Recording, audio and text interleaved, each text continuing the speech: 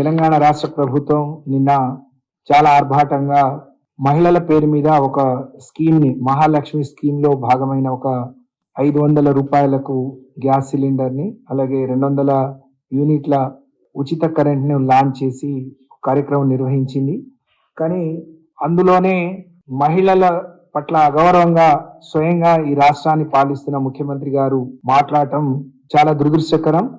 ముఖ్యమంత్రి గారి మాటల్ని ఎవరిని ఉద్దేశించి అన్నా, ఇంతమంది మహిళల సభ, మహిళలకు ఉద్దేశించిన సభలో దేశం గాని ప్రపంచం, రాష్ట్రం మహిళల్ని మరి స్వయంగా అమ్మవారితో పోలుస్తూ మనం గౌరవించుకుంటాం. అలాంటి మహిళల్ని చిన్న చూపుతో మరి తక్కువ చేసి మాట్లాడటం చాలా దురదృష్టకరం. ముఖ్యమంత్రి గారి నిన్నటి మాటల్ని తీవ్రంగా ఖండిస్తా ఉన్నాం, గర్హిస్తా ఉన్నాం.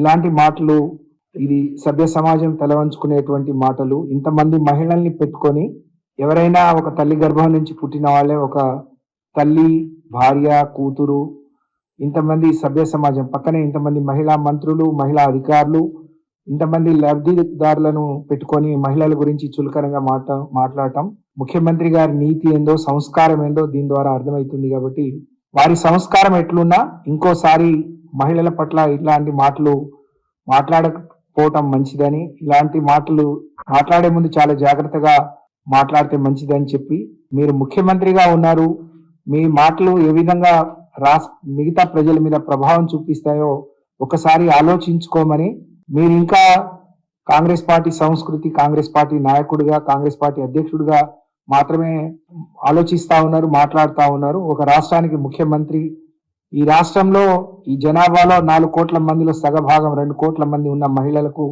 మీరు ముఖ్యమంత్రి అనే విషయాన్ని మర్చిపోయి మాట్లాడటం చాలా దురదృష్టకరం. దీన్ని కాంగ్రెస్ పార్టీ కూడా గమనించాలి. ఇవాళ రేవంత్ రెడ్డి గారు, ముఖ్యమంత్రి గారు, ఒక మహిళా నాయకురాలి నాయకత్వంలో పనిచేస్తున్న విషయాన్ని కూడా గుర్తుపెట్టుకొని మాట్లాడితే మంచిది. మీ కార్యక్రమాల పేరే, మీ ప్రభుత్వ ఎజెండాయే ఇందిరమ్మ రాజ్యం అని చెప్పారు. ఒక మహిళ, మరి ఇందిరాగాంధీ గారు, కాంగ్రెస్ పార్టీని ముందుండి నడిపించేది ఒక మహిళా నాయకురాలు సోనియా గాంధీ గారు.